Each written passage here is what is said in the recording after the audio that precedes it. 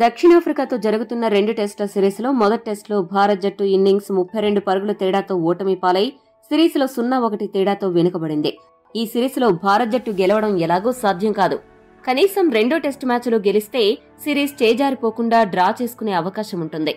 దీంతో Cape town వేదికగా జరగనున్న రెండో టెస్టులో ఎలాగైనా గెలవాలని పట్టుదలతో ఉంది భారత్ జట్టు. రెండో టెస్టు మ్యాచ్ జనవరి 3 నుంచి 7 వరకు జరగనుంది. అన్ని విభాగాల్లో భారత్ జట్టుపై పూర్తి ఆధిపత్యం కనబరుస్తున్న దక్షిణాఫ్రికాను ఓడించాలంటే టీమిండియా మరింత శ్రమించాల్సిన అవసరం ఉంది. ఇక రెండో టెస్టులో భారత్ జట్టు గెలవాలంటే 2 మార్పులు ఖచ్చితంగా చేయాలని భారత మాజీ క్రికెటర్ సునీల్ గవాస్కర్ చెప్పుకొచ్చాడు. సునీల్ గవాస్కర్ ఏమన్నాడంటే, మొదటి టెస్టులో భారత్ జట్టు కూర్పు విషయంలోనే పెద్ద పొరపాట్లు చేసింది. బౌలర్ల ఎంపికలు అలానే ఆల్రౌండర్ల ఎంపికలు చాలా జాగ్రత్తగా ఉండాలి. మొదటి టెస్టులో చేసిన తప్పులను రెండో టెస్టు మ్యాచ్లో పునరావృతం చేయకూడదు. ఆల్రౌండర్ రవీంద్ర జడేజా గనక ఫిట్ గా ఉంటే వెంటనే అతన్ని రెండో టెస్టుకి బరిలోకి దించాలి. దక్షిణాఫ్రికా వేదికపై రవీంద్ర జడేజా బౌలింగ్లో ఎంతో కొంత ప్రభావం చూపగలడు. బ్యాటింగ్లో కూడా జట్టుకు అక్కరికి వస్తాడు. అదేవిధంగా ఫాస్ట్ బౌలర్ ముఖేష్ కుమార్ కి కూడా జట్టులో చోటు కల్పించాలి.